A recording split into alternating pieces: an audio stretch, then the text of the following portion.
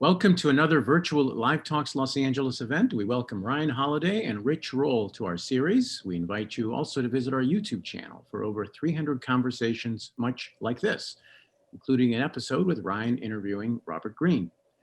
Today, they'll talk about Ryan's book, Lives of the Stoics, The Art of Living from Zeno to Marcus Aurelius.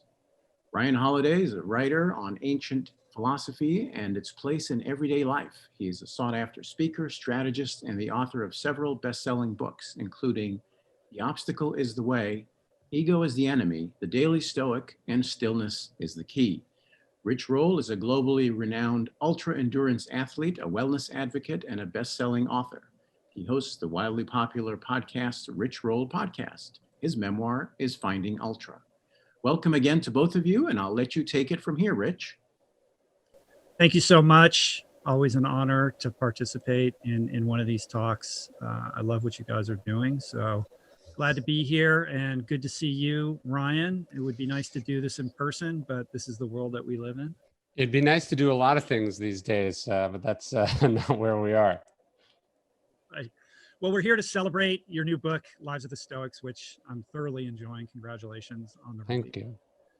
I will, as somebody who's known you for many years, though, my sort of knee-jerk reaction when I heard that you were writing this book was immediately like, really? Like, we're going to continue down this path? Like, what is this fixation on Stoicism that you simply can't seem to shake? You know, you're somebody who, obviously is credited with doing more to popularize this strain of thought than any other, but I'm interested in from whence this fixation originates. And you've spoken about your introduction to this canon of thought by dint of meeting Drew Pinsky at an event, but I'm interested in what's behind that. Like, what was going on with you personally as a young man that magnetized you so completely about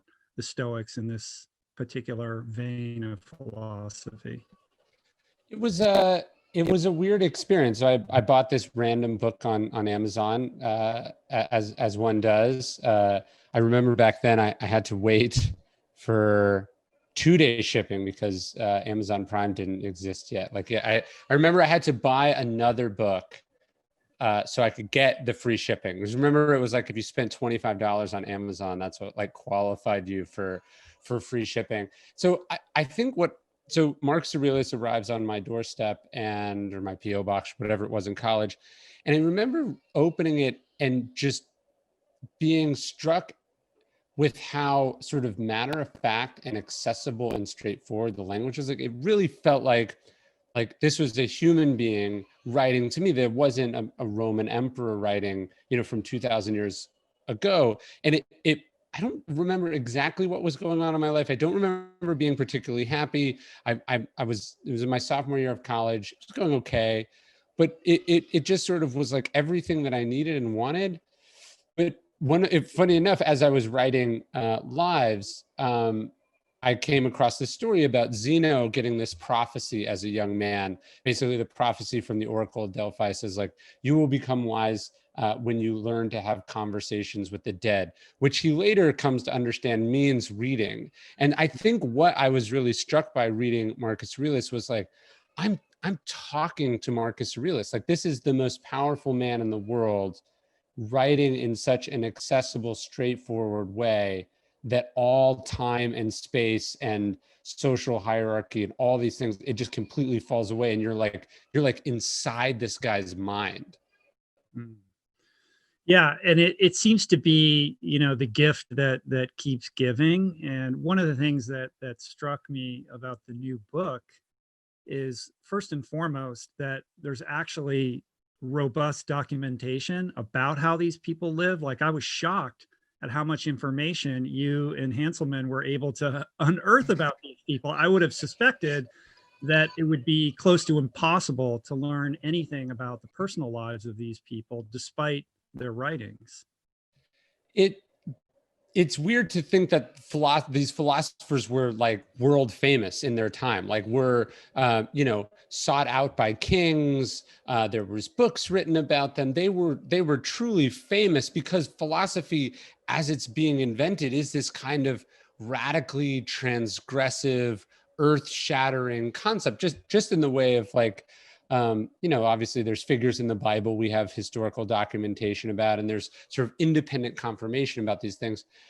It is interesting. We do have so much information about the Stoics, but it was tricky. I think I don't want people to get the sense that like when you're reading the book that there's like a whole world about these other figures that you could like everything that's there is in the book on a lot of these figures. I mean, on Seneca and Marcus and some of the other characters, you could really write more, but some of these figures, we're what we're hearing is like an anecdote from a person, from a person, from a person. So it's kind of this mix of like myth and legend.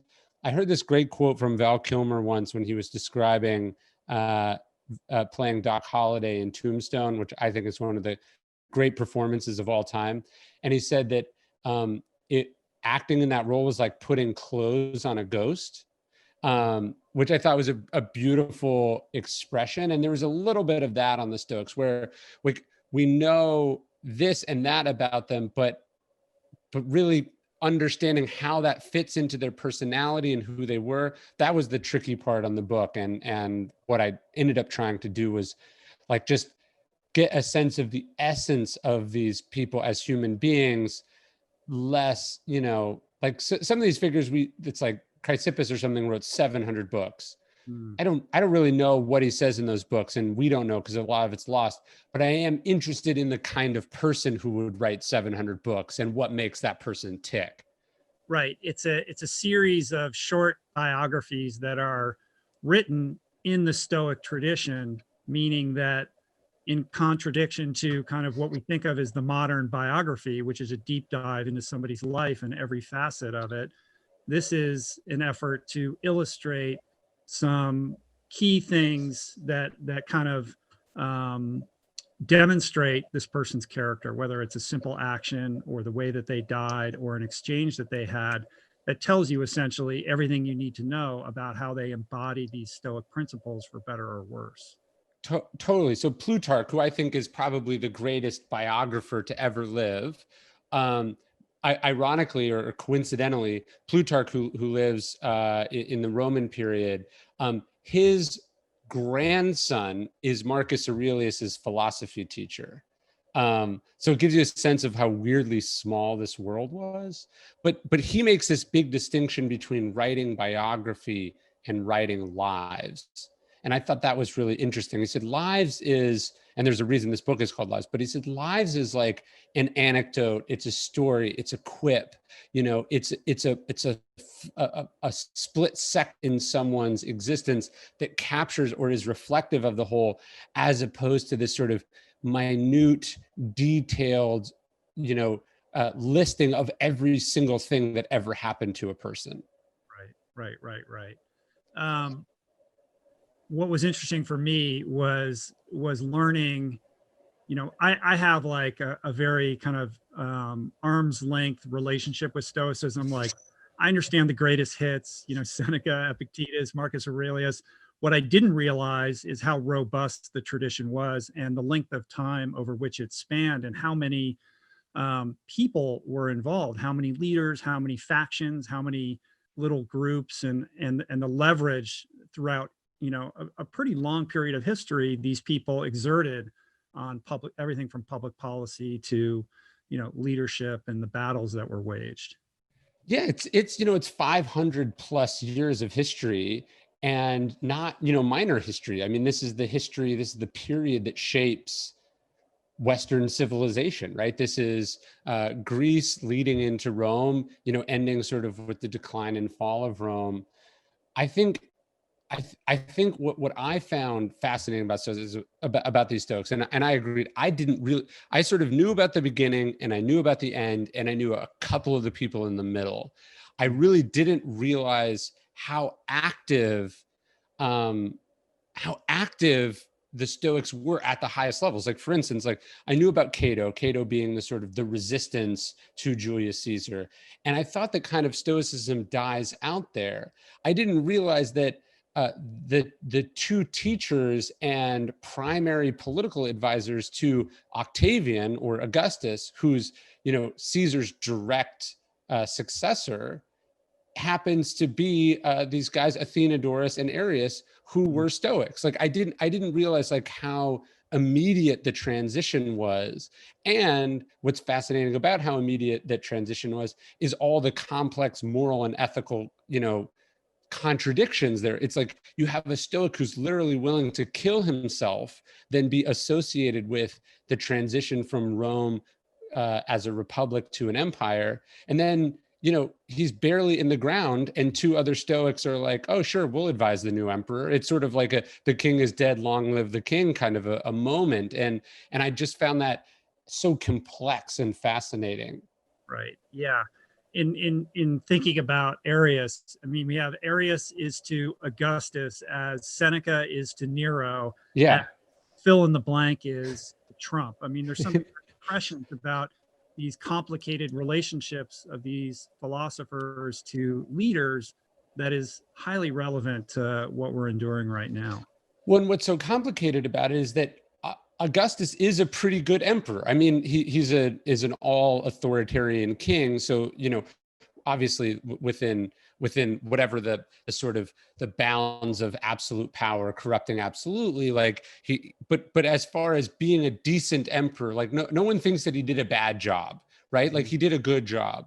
And so I imagine those two Stoics rationalize their sort of cavorting with an autocracy as, hey, this is the least bad version of this scenario, right? So then you flash forward several generations, Seneca, who lives through the life of 5 emperors, now gets called into the service of Nero. The idea of restoring Rome to a republic is probably a fantasy at this point. It's all he's ever known. And 2 of his heroes seem to have done a good job mitigating the worst impulses of an emperor.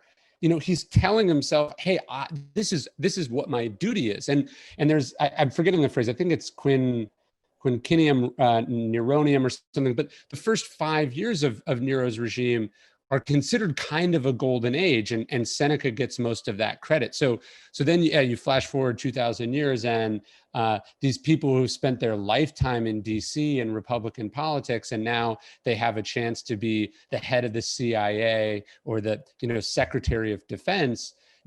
As an outsider, you might go, oh, that's a morally incomprehensible sort of choice. But it's complicated, because somebody's got to do the job. And I think that's in one sense, that's where they get you. And on the other hand, the Stoics would say, but isn't that your duty? And it's, I don't have a good answer.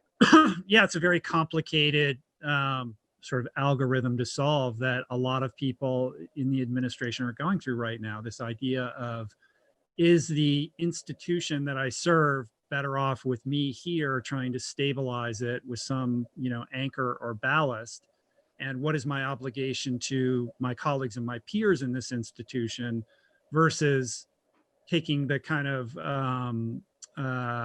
implacable, ethical stand and departing, knowing that that spot's going to get filled with someone else who might do a greater disservice to the greater good. And so again, the Stoics being famous, Tacitus is sort of the most well-known Roman historian of this sort of imperial age. And, Tacitus is talking about the Stoics. Tacitus is also where we get historical confirmation of Jesus Christ, right? So Tacitus is talking about this sort of Stoic opposition. That's what they called Helvidius and Thrasea and Seneca and Musonius Rufus and a handful of the other Stoics who sort of defied and fought against Nero. And actually his sort of argument against them is that they made almost no difference. That, he said that they sort of paid quite dearly and accomplished nothing except for basically being difficult. And so I think that is another wrinkle in it. And I remember I'm trying to not name too many names here, but I had breakfast in the Senate dining room a few years ago, shortly after, I guess it's midway through Trump's first term, hopefully last. But anyways, and I was asking, they were sort of privately expressing to me their doubts or frustrations with Trump. And I brought up Jeff Flake, and they said, look at Jeff Flake now. He's not going to run for re-election. He's not going to be a senator anymore. And they're like, what difference can he make now? And so I was both as a citizen, I'm a little, I have one set of feelings, but as sort of a historian philosopher, you're like, oh, that's the exact same dilemma that Seneca was thinking about. Seneca, begins to push back against Nero, and then he gets pushed out. And then shortly thereafter, he has to commit suicide. So on the one hand, you could say he went out, insisting on what he believed in, but it didn't do anything. And so I think this is the sort of, there's a pragmatic side to the Stoics, and there's a sort of a principled side of the Stoics. And those things are often in tension with each other, just as I'm sure you are with your audience or with my audience. It's like, I can say what I think.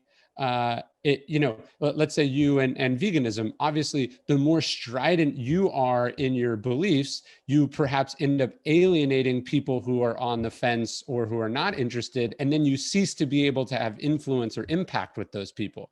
So it's this weird tension. And I don't think there's a clear-cut answer, but I think it was something that even 2000 years ago, the Stoics were struggling with. Yeah, it's this idea that it is through storytelling that we learn. This is how these principles really, find weight in the human condition. Like you can post these quotes on Instagram or talk about, the philosophy from 10,000 feet, but placing these people in context and what they're actually struggling with is when they really become resonant. And it's amazing how these ancient historical figures were struggling with the same things that we're dealing with now. There really is very little difference. And we talked about this before, but isn't it, I believe it was Marcus Aurelius where he's writing down his thoughts, and there's like a gym downstairs and they're making all kinds of noise and he can't clear his mind. And it's a very short leap to, the struggles that we have turning our phones off or trying to find that ability to focus, to do the deep work. Well, I think Seneca is the source of the sort of scene you're talking about, but both Seneca and Marcus Aurelius, they talk about like sort of wanderlust, or the desire to travel, like the desire to get away from it all, to head to the mountains or the beach or a country retreat. And there's that feeling we get when we're stressed or when we're unhappy or when we're sad, and I just need to go on a trip. I just need to go somewhere. And I think one of the things the pandemic has been both a rude awakening and a sort of a nice bit of training is like, as our ability to distract ourselves with busyness goes away, you're sort of forced to sit there and wrestle with a lot of these things. And to connect that back to the sort of moral dilemmas we're talking about earlier, I think one of the ways Seneca is able to navigate that tricky sort of series of contradictions is probably not by not thinking about it at all, by being so busy, by dealing with one crisis, this is a guy who was a senator, a political advisor, and a famous playwright and a philosopher all at the same time. I've got to imagine part of that busyness is, built around not ever having to stop and think about what the hell you're doing. Mm-hmm. It would be as if Lin-Manuel Miranda was also the president and Tom Brady, like in one person or something.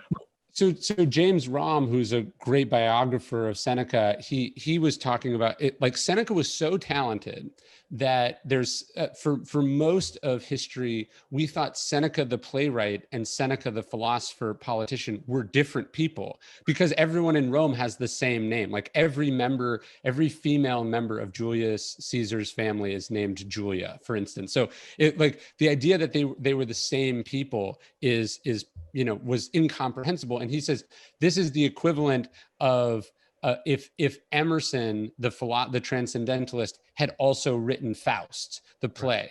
And actually, as I say in Lives, that's actually not true. It'd be like if that were true and Emerson had been in Lincoln's cabinet, like if Emerson had also been vice president. So just the sort of sheer brilliance, but also the sheer busyness of Seneca, I think begins to shed some light on how he found himself in the moral quandary that he found himself in. Well, given the pandemic that we find ourselves in, and the kind of challenging political climate that seems to monopolize our focus at the moment, there's never been a better time in our lifetime to flex these Stoic principles. For so many people, the world feels very out of control. There's an incessant news cycle that's fueling anxiety and vitriol and conflict and confusion. We're seeing a breakdown of trust in institutions and in journalism and our ability to productively communicate. And so there is this sense that the principles, these ancient principles of Stoicism, are needed now more than ever. Like in this, there's a call to return to rationality, to a place of nuanced discourse and a respect for centrism. So how do you think about all of these things in this post-fact world that we're in? It really hit me at the beginning of this pandemic. Obviously, Marcus Aurelius and I have had this sort of love affair now. I guess it's a one-sided love affair for a decade and a half. So I knew it objectively, but it never quite struck me fully that he was writing during a pandemic. Like Marcus Aurelius, shortly after Marcus Aurelius takes power, the Antonine, what we now know as the Antonine Plague, hits Rome, and it lasts for 15 years, longer than that. He eventually dies of it. So for his part, it was the death sentence ultimately. But just the idea that what he was going through in the 2nd century AD was very similar to what we're going through right now. There was political division, there was a public health crisis, there was an economic crisis, there were all these things happening at the same time.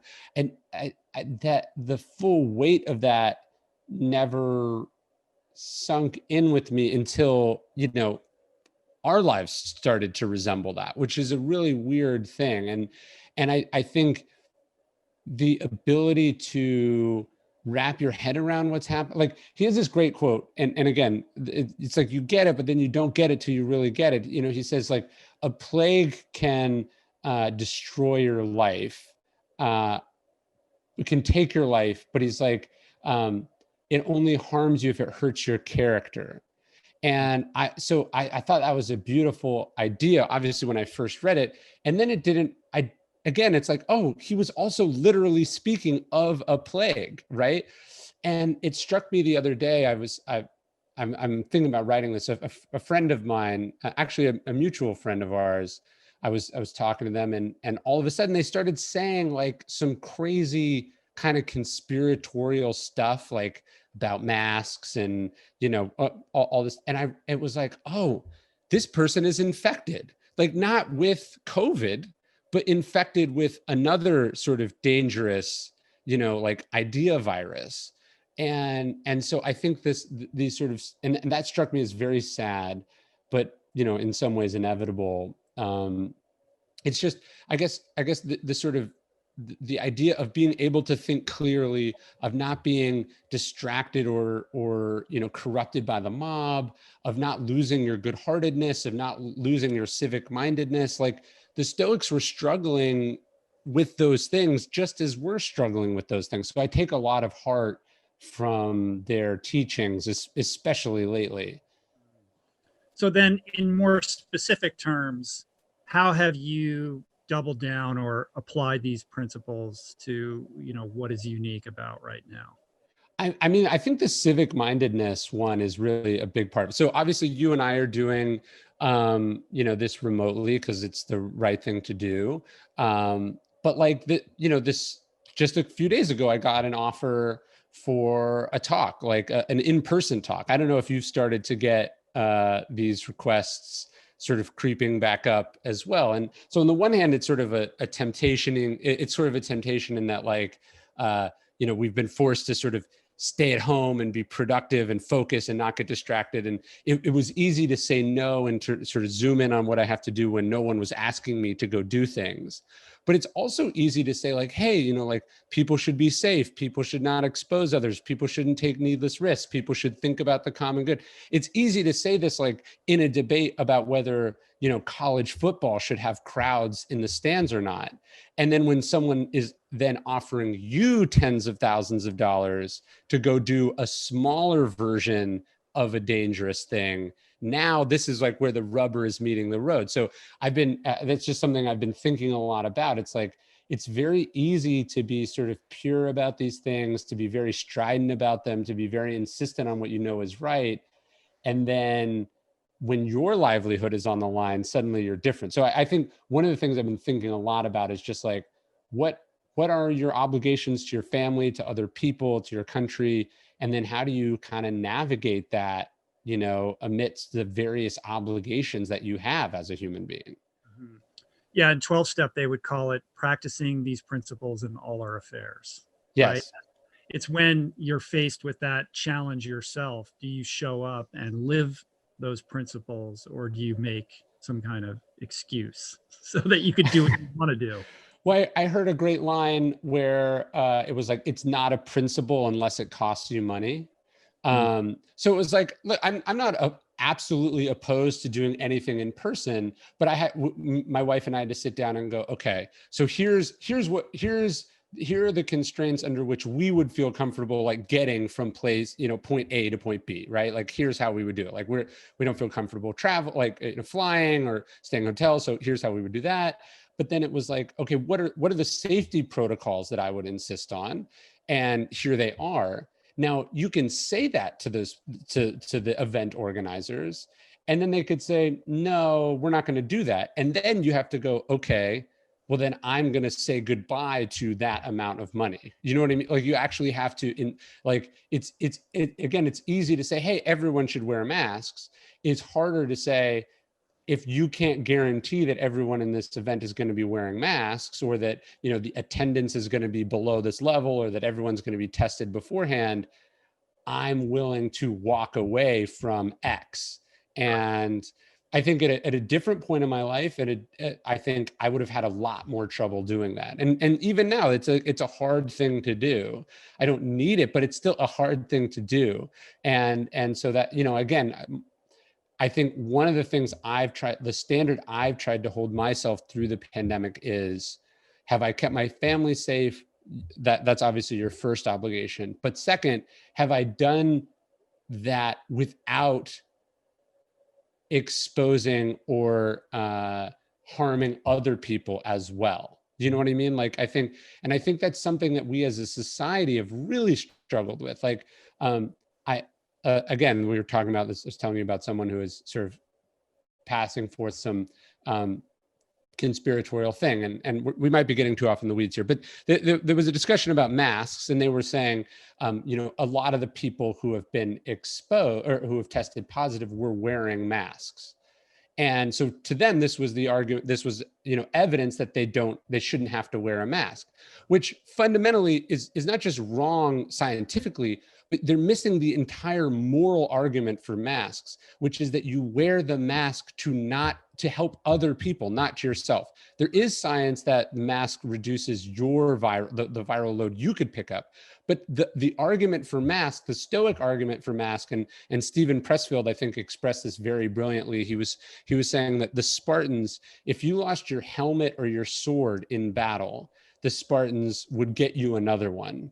But if you lost your shield in battle, the Spartans would punish a soldier with death, because the shield was not for you. The shield was for protection of the entire Spartan line. If each Spartan holds their shield in the phalanx, everyone is protected. But if someone drops their shield, the person on the right and the left of them becomes exposed. And so again, like, I think what I've really taken from the Stoics, especially lately, is just a much stronger sense of what our obligation is to other people, especially, even and especially people you will never meet and never know and never even have any idea whether you negatively impacted them or not. Interesting. Yeah, of course, the shield just being a proxy for the mask, right? Yes. Right. The mask is to reduce your spread of the virus, not to protect you from getting the virus. But that's almost the exact opposite of the way our brains are wired these days. Is we think about, like, James Stockdale, who I don't really talk enough about in the book. We decided to cut it off at the modern, at Marcus Aurelius being the last Stoic. But I did kind of a bonus chapter on him. He said the flip side of what's in it for me, he said, is I am my brother's keeper. The idea that it's not about whether this helps you or not, but it's about what your obligation is to other people or not. And we seem to struggle with that. Right. Well, there's something, I think, very American about our struggle with that, because rugged individuality is so bred into the genetic material of who we are as a country, and that's at odds with being more communitarian and oriented around our neighbors. And the fracture that we're seeing has to be traced back to that on some level, but it's metastasized to such an extent that it's really fractured us in a way that it's difficult to see our way back. Yeah, there's this great Huffington Post article. The headline, I think, is just perfectly captures where we are today. And it's from a few years ago, but the headline, and I think about it all the time, almost on a daily basis, because I do feel like I'm constantly bumping up against this with people I know, with my readers, even with my own family. But the headline is just, I don't know how to tell you that you have to care about other people. And I really feel like that, that is something that people seem not to understand, just at a fundamental level. Like they don't understand why they're supposed to care. When you look at Stoicism, these principles emerge: courage, justice, temperance, wisdom. I'm sure there's a bunch more. No, those are the big four. Those are the big, okay. But it is very much, it's kind of ephemeral. Like when you contrast it to, say, the 12 steps as an example, or the 8-limbed path, like these are, ideas, or not necessarily philosophies, but like ways of living that are, kind of distilled into very practical steps or practices. Whereas Stoicism is, I think you're the one who said, it's kind of a choose your own adventure way of living. And I find myself struggling to figure out, like on a day-to-day basis, how to take these ideas and put them into tactical practice. It's tricky. And so for the Stoics and Christianity, the cardinal virtues are the same, right? Courage, justice, temperance, and wisdom. But what Christianity, and I think this is a brilliant, I don't want to call it invention, that sounds patronizing, but it's one of its sort of critical features. One of the reasons it becomes such a dominant sort of way of living and guide is that Christianity also gives us the 10 commandments, right? Like the very clear do and don't lists. And one of the chapters in the book is about a Stoic named Aristo. And Aristo, I don't want to say he screwed it up for everyone, but he sort of creates this early Stoic backlash against what they call precepts, like the rules that you're talking about. He says, like, you should just know, that it should just kind of be obvious that once you study, you should know what's good and bad, and then sort of intuitively, naturally always do it. He sort of likens this to an athlete. He says, a javelin thrower just, from their practice knows what to do. But I sort of push back on that, not just in the book, but in my own thinking. It's like, actually, athletes have coaches, and the coaches are telling them exactly what to do and not do, and they have very specific game plans. So I think as Stoicism evolves, it gets closer to precepts, but we have to, the tragedy of Stoicism is that the vast majority of the writing does not survive. For most of the Stoics, excepting basically Seneca, Musonius Rufus, Epictetus, and Marcus Aurelius, all that we have from them are a handful of fragments. So we have quotes of quotes of quotes. I think in the actual Stoic texts, there probably was a lot more specific instructions and a lot more in the way of clear guidance. So I think what I try to do in my writing is then distill or illustrate these sort of more ephemeral ideas in stories or examples or rules, because I agree with you. I think that's ultimately what we need. It's like, look, someone can tell you the 12 steps of Alcoholics Anonymous. That's not really the process. The process is that you then go to meetings multiple times a day in some cases where they're reviewing it constantly over and over and over again. Just like, it's not about reading the Bible once. It's about, 80 years of going to church and hearing about it and talking about it and dissecting it. So I think where Stoicism has struggled is that it hasn't been brought to people in the form of a practice or a sort of a thing you're engaged with, and that's what I've tried to make for myself, but that's also what I try to do in my writing. Reading the back to this idea of you being a person of influence and trying to figure out how to articulate your perspective, and often a perspective on current events, and the impact of that on this audience that you've built has created an interesting experience of diving into your comment section. Oh man.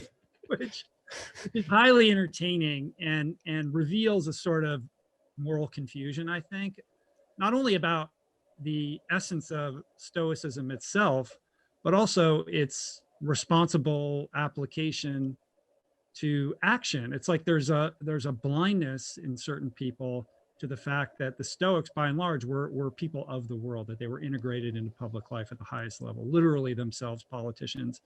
And to see people frustrated or upset that you would express a perspective or an opinion on things that are going on right now is kind of amazing. Like, do they not know, what it is that you're talking about? Like, how I don't know, not very articulately, but I think you know what I'm talking I know about. exactly what you're talking about, because it's consumed way too much of my mental and emotional bandwidth lately. It's rather surreal, right? To hear from someone, and I've seen this comment now 1,000 times, like, what would Seneca or Marcus Aurelius or Cato think of you bringing politics into this? And it's like, in you, Ryan. As professional politicians, I think they'd probably be okay with it. You know what I mean? What are you talking about?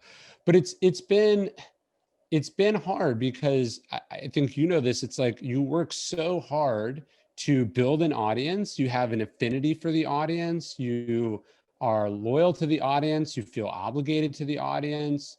You're proud of it, and then you think you have one set of connections, or you think you're on a similar wavelength. Then you go, oh, maybe not. Maybe we're not even existing in the same reality. And that's been hard. I sort of go back and forth between being sad about it and finding it absurd and heartbreaking, and then also, sort of galvanizing. I kind of go back and forth, but it's like, I don't, the historical record and the it's like, look, Ariana Huffington is a modern Stoic. She's very liberal. James Mattis is a modern Stoic. He's a lifelong Republican who served for a time in the Trump administration. James Stockdale, a relatively modern Stoic. He's a political independent. He runs for vice president as a political independent. So I don't think the Stoics are necessarily going to have a bunch of specific policy views, but it seems undeniable and indisputable to me that the Stoics would be opposed to a whole swath of things that are happening right now. And we know this because we saw them oppose very similar figures at very high personal cost. And we see them talk over and over again about our obligations to other people, about their obligation to goodness and decency and kindness. And so it's just, it's just incredible. And when you see people sort of using Stoicism to justify or rationalize like just completely heinous things. Yes, I would agree with that. I think we only have a few minutes left, so I do want to pivot a little bit. Yeah. To explore a little bit more deeply this idea of what it means to live an examined life, to be devoted to lifelong learning, and also packed into it this Stoic idea of life being a training ground for death, like learning how to live your life to prepare for death. And death throughout the new book is so prominent, like the way that these people die and the sort of intentionality that they put into the choices that they make around surrounding their death is very unique and is not something that I think we think much about at all. Well, for a spoiler alert, all the Stoics in the book die. None of them are still alive. That's a reality of the human existence. I think Edmund Wilson said death is the one prophecy that never fails. And so all this, it's a book of the lives of the Stoics, but it's, by definition, also a book of the deaths of the Stoics. I think, I don't know about you, but I do feel like the pandemic has brought mortality much more into focus for people, even myself. It's like, I mean, you could argue that the risk of dying of coronavirus is probably similarly low to a bunch of other things that we regularly don't think about or take for granted. And that's because we can't just get those things going outside and being breathed on by someone, right? So you sort of see this argument, people go, but X amount of 100,000 people die every year of the regular flu, as though that somehow makes the pandemic not serious. What I've taken from a lot of those arguments is like, oh man, there's been a lot of horrible public health crises that we have just not been paying attention to because we assume that we're invincible and it doesn't affect us. So I think what the Stoics wanted us to realize is that death is sort of ever present and it's always there. And that rather than being scared or intimidated by this, it should shape how you live. I think the most beautiful thing I've taken from Seneca, he has this idea that don't think of death as something that looms in the future, but think of death as something that's happening right now. So, all these people, we went into quarantine or we went into this weird limbo that we're in, and they were like, oh, well, I'll just wait to do this until we get back to normal. And Seneca would be like, but you just died 8 months waiting for things to get back to normal. Like you'll never get those 8 months back. And so I think one of the big things you take in living a life that is prepared for death is that you don't waste the life that you have. And in this, in the process of doing your own examination around this, like, where do you find yourself struggling? Like, where's your inflection point as you continue to evolve? There has to be obstacles that you have self-awareness around that continually trip you up. And this is where you need to put your time and effort into. Well, I think it's relatively easy to get to a place where philosophically you're okay with death, provided that you're not like a sort of a raging narcissist or something, right? Like but it's then when you have attachments or obligations to other people that it gets very tricky, right? Like Marcus Aurelius talks about when you tuck your kids in at night to say to yourself that they could die before morning, which on paper, reading at 19 years old, I was like, oh, that's an interesting way to think about it. Well, when you're cuddling with a 4-year-old, that's a heavy thing to do. You know what I mean? And even, writing this book, really trying to wrap my head around the fact that Marcus Aurelius loses multiple children before adulthood. You realize it's like, okay, it's one thing to sort of be philosophical about death, because it's involving you, but what about when your death affects other people? Or what about, your love or care or commitment to other people is affected by, the reality of death. So I think, it's like, look, I don't want, you don't want to say goodbye to your family. You don't want anything to happen to them. And so I think wrestling with the real implications of nothing being certain and mortality being real is just another thing entirely when it affects innocent other people. So in the book, you profile, what is it, like 26 of these Stoics? It had to be a process trying to figure out who's in the book, who's not in the book, but who in the unearthing of all this research surprised you the most? Like, what was the, as somebody who's been steeped in this for so long, what were the kind of happy accidents or surprises in the writing? The one character one of the things I really wanted to do is I wanted to make sure it wasn't all men, which is not an easy thing to do because the ancient world was, sort of heavily biased towards men. And so the exploration of Portia Cato, there we go. Open the picture right now. I wanted to talk about Portia. Well, so I knew who Portia Cato was, and I think I vaguely understood that she was married to Brutus. There's this scene where basically she, and again, the idea of just how real the stuff is, like she gets the sense that her husband is up to something and she doesn't know what. And she gets the sense that he doesn't want to tell her, not because he's ashamed of it, because he doesn't want to harm her. And so she realizes, oh, he has a secret that he's afraid if he tells me, it will put me in danger. And so she stabs herself in the leg and then just sees how long she can deal with the pain before she breaks. And the reason she's doing this is that the punishment for secrets, conspiratorial secrets in Rome was the punishment of torture.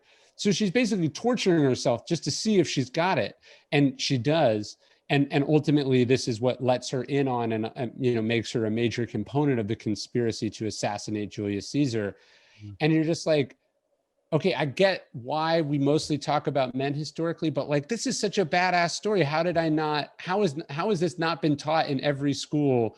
It's like, I read Julius Caesar in high school, and we didn't spend a couple days talking about Portia, but that would have been fascinating, so I think just how central she was and how central her identity was as far as the Stoics being, very unanimous about their belief that virtue had nothing to do with gender. That was just a wonderful discovery. Yeah, and her being the daughter of Cato, and where she kind of sits in the lineage, and then when Brutus goes off, to do what we all know that he was setting out to do, the confusion around like who died first, did she die, and the anxiety that she had about where he was in the world and whether he was going to make it back is fascinating. Yeah, and I just love the idea of like a husband keeping a secret from the wife, but of course the wife immediately knows. Like I just loved how modern that felt as well. Speaking of modern, if Marcus Aurelius or Seneca were around today and made their appearance on CNN or Fox, what does that talking head look like? Well, I don't know if you've seen this, but if you Google it, a bunch of really interesting artists have been doing this thing where they kind of reconstruct what people look like from like not photographs, but from statues. They've like put sort of skin on the statues. And I've got to say, I'm going to send you this photo. You got a Marcus Aurelius thing going on right now. I'll take that as a compliment. But yeah, Off the hook on the question. no, I don't know what they'd be saying exactly, but I think they would. I mean, I think they would be. They'd be doing. I think it'd be a Lincoln-esque kind of a moment, appealing to the better angels of our nature. You know that a divided house can't stand.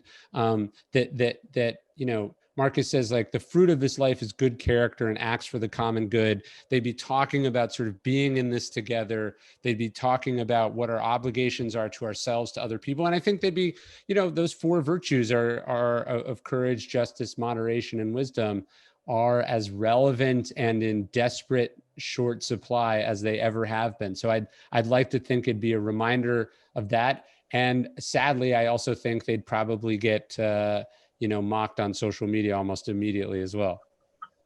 And how would they manage that mockery? What are they engaging with the comments and the trolls? I don't know. I think Seneca would be a much more astute sort of player of information and understand how persuasion and sort of political realities operate. Marcus Aurelius, you kind of get this sense that maybe he was a little bit too pure for this world and sort of struggled. So I don't know. But I certainly know they would be involved, right? Because that's in the ancient world, the fundamental distinction between the Epicureans and the Stoics is that the Stoic believed you had to be involved. Mm-hmm.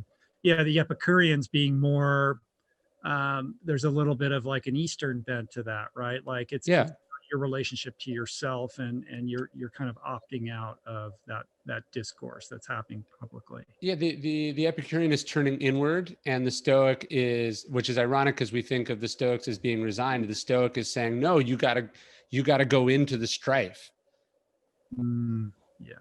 All right. As we wind this down, I think it would be instructive for somebody who's listening or watching, who's new to these ideas. They haven't, read any of your books. This is their first introduction to the idea of Stoicism. What is it that you want the reader to take away from this newest book, or what is most fundamental to understand about Stoicism and its applicability to, how we live our lives currently and how we engage with our communities? Although there are certainly philosophers alive today, I would argue almost nobody cares what those philosophers are doing. They don't care what kind of car they drive. They don't care, what they think about this or that. They exist in almost a purely academic setting. That was not what philosophy was in the ancient world, and that's not what philosophy is supposed to be. To me, what is so powerful about the Stoics, why I wrote this book, was that the purpose of philosophy is to improve yourself as a human being, to improve yourself as a citizen, as a spouse, as a child, as a leader, as a whatever, right? So the purpose of philosophy is to get better as a human, and that the reason we should look at what the philosophers did more than what they said is that we want to see how they managed to measure up and what lessons we can learn from that struggle between theory and application. So I don't think the world needs more people having clever thoughts. The world needs more people who manage to put these good ideas into daily practice in their lives. And I'm not saying I've mastered that. I'm saying I'm struggling with it, but I think that struggle is what philosophy is really here for. Right. And I think you've done an amazing job of not only being an astute shepherd of these ideas, but also being, how do I say this? Like in the ancient tradition, there were these groups that would get together, right? They would congregate and they would talk about these ideas. And you've kind of created a digital version of that by virtue of the Daily Stoic, which allows people to congregate, virtually around these ideas to propagate them. And I think, what you've created is a service to humanity. And thank you for doing that. And I look forward to the next book about Stoicism. I appreciate it. Thanks again, man. It's always good to chat. Right. You're well into your next book, I would imagine. Yes, I've sort of finished one and I'm on to the next one. And you're going to be predictably tight-lipped about what that's about. Of course. All right. The book is Lives of the Stoics. Thank you, Ryan. I look forward to seeing you in person when this thing lifts and when it does. And until then, to everybody watching and listening, thank you for your attention, and check out the world of Ryan Holiday, ryanholiday.net. You can sign up for it's ryanholiday.net, right? You can sign up for Ryan's monthly email newsletter where he talks about all the books that he read that month, and it's highly recommended. Thanks, man. That's it. Cool. Thanks again, Rich, for talking to Ryan. A fascinating conversation. Thanks for those of you watching. Thanks for joining us. Ryan's book again is Lives of the Stoics, The Art of Living from Zeno to Marcus Aurelius. It is available wherever books are sold.